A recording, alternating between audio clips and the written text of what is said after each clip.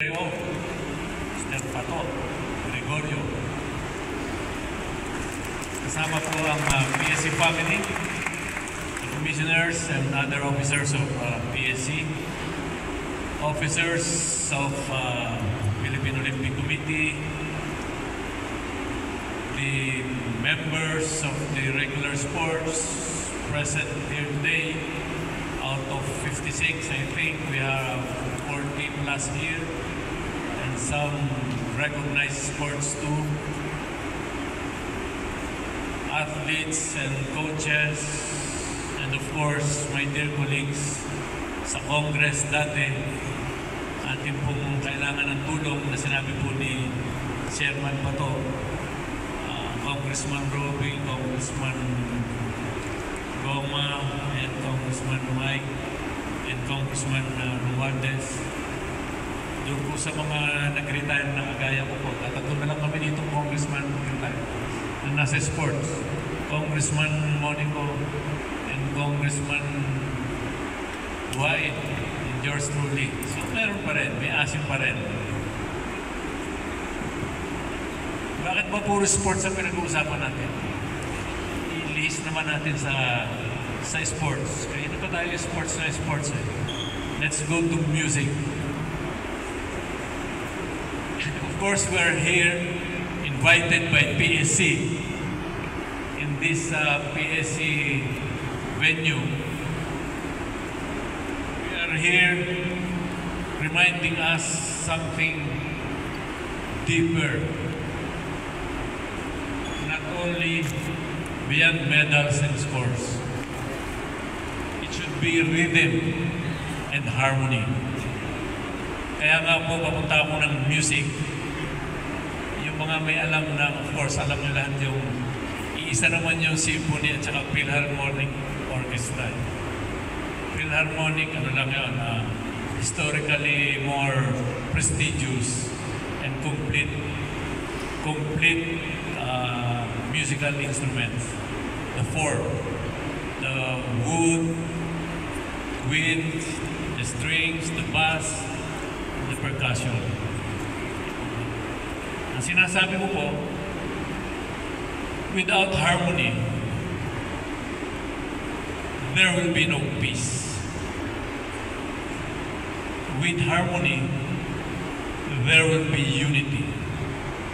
Kung iisa po yung tugtog, at nakikinig po tayo sa conductor, nakikinig po tayo sa master conductor, sa musical director, iisa po yung ating pupuntahan. Lahat po ng goals natin, lahat po makukuha natin.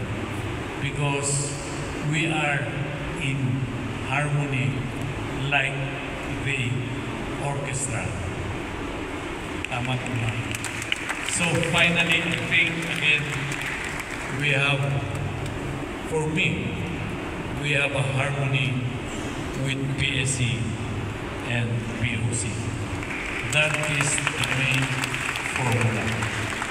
That is our goal, and that will change everything.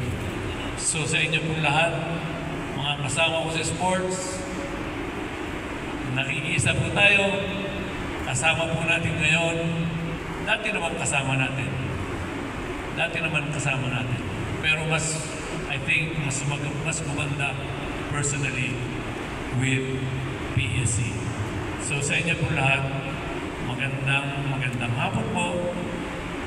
At iniimbitahan ko po kayo, kung hindi nyo pa po napupuntahan, 50 years ago, hindi na po nagagamit, o 30 years ago, yung velodrome, kaya po yung sinabi niya na collaboration ni Chairman, there should be a collaboration with some LGUs and some private to help Philippine sports. Ginagawa rin po ni Kong Goma yan by providing their own sports facilities, diba? In or more. So sa akin po, mabalik ako, iniimbita ko kayo sa Tagaytay, bagong gawa po yung velodrome. After 30 years, unang pumalak pa ang arnis. Pwede ka mag-arnis doon. National Open.